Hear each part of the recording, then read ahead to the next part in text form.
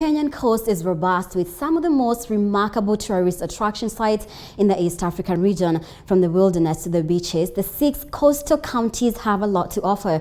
However, the most beloved and the synonymous of all the places in the coast is the sandy beaches that are packed with a variety of activities to offer any visitor. Our reporter Mariam Mocharo tells us more. The Kenyan coast is robust with some of the most remarkable tourist attraction sites in the East African region.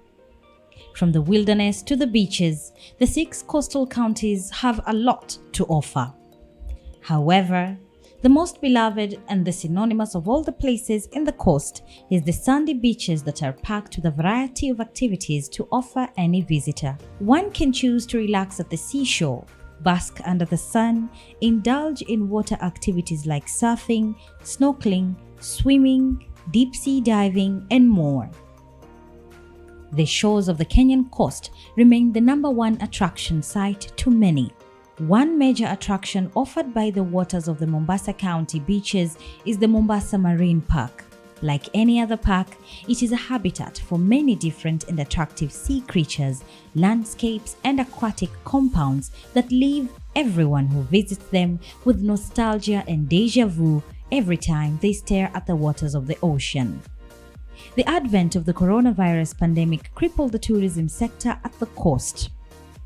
Considering that tourism fetches millions of shillings for Mombasa County, many hoteliers and workers were at a loss and had no means to provide for their families for 6 months, especially after the curfew and lockdown were imposed.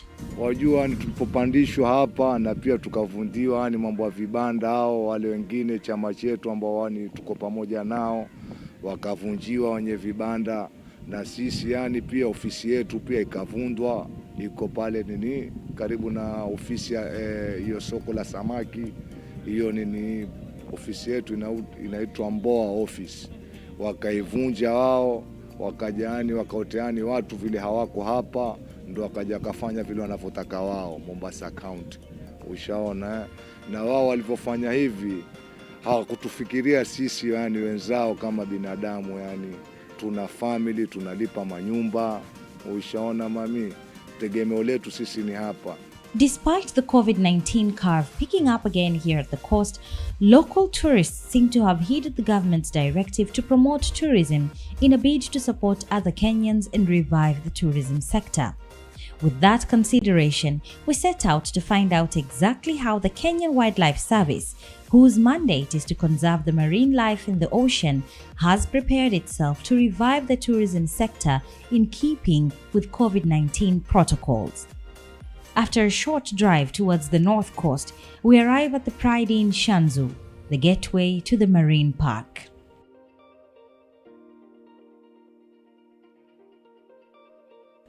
At the entrance, sanitizing, social distancing, and temperature checks are done for all who arrive. Then, one is required to register their names and contact information in case contact tracing is required. However, what then happens when someone's temperature is higher than normal? So in case we find one guest who the temperatures are high, then we refer that guest to a hospital. We don't allow that guest to enter the park. Then we proceeded to the glass boat in readiness to visit the marine park, which Warden Wambua says is about 1 to 1.5 nautical miles from the shore when the tide is low. They proceed to sitting at a 1 to 1.5 meters social distancing in the glass boat.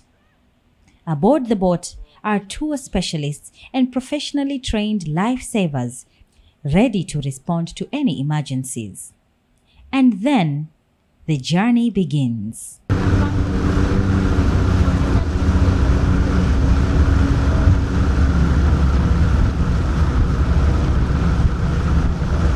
While en route, you cannot help but feel the peace and calm the glistering green-blue waters offer you as you're softly patted by the cool breeze of the Indian Ocean.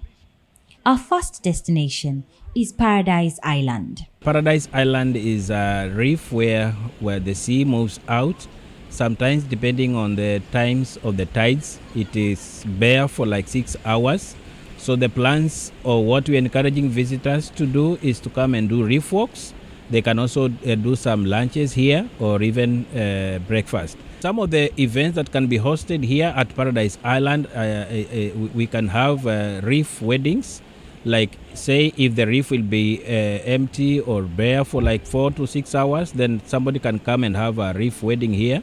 You can come and do your lunches or barbecue lunches here, or even breakfast, or even dinner. Yes, depending on tide. The visitors spent some time mingling, playing, and engaging in hearty conversations. For a young soul, the island is a true breath taker and a stress reliever. It was all fun and games before we embarked into our boats and headed for the Coral Garden.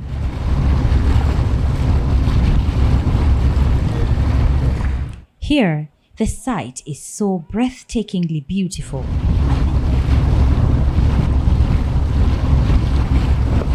At this point, the guests can take off their masks and gear up for a snorkeling experience, to which I did not waste any time.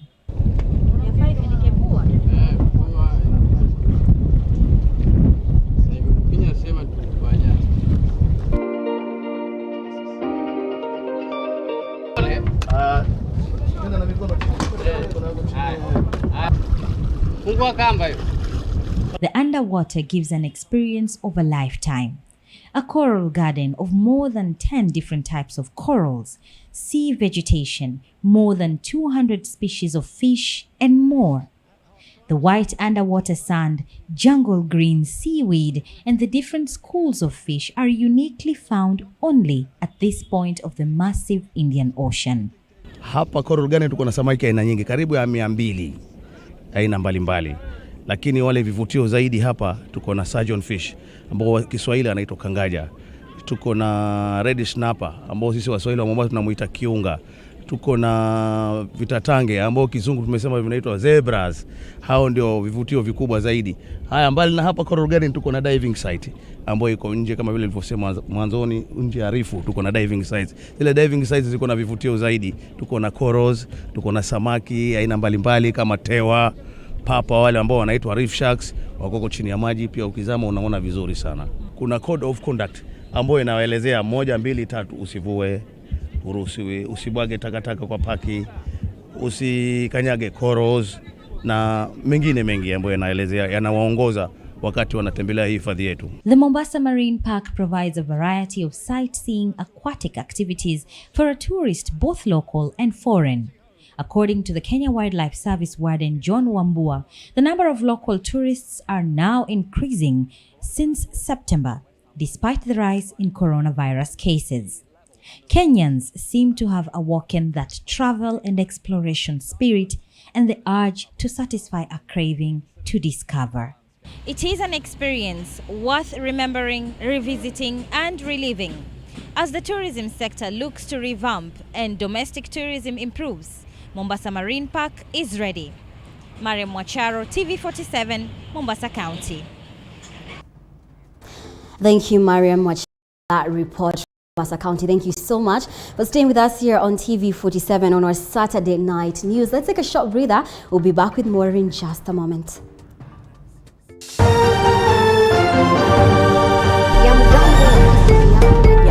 Subira yako hatimaye imevuta heri. We promised and we have delivered. Guess what? TV47 tunakuja, tunadunda ndani On DSTV. On DSTV. Channel 268. Ya mgambo ikilia kuna jambo. Subira yako hatimaye imevuta heri. We promised and we have delivered. Guess what? TV47 tunakuja, tunadunda ndani On DSTV. On DSTV. Channel 268. Ya mgambo ikilia kuna jambo. Subira yako hatimaye imevuta heri. We promised and we have delivered. Guess what? TV47 tunakuja, tunadunda ndani On DSTV. On DSTV. Channel 268. Ya mgambo ikilia kuna jambo. Subira yako hatimaye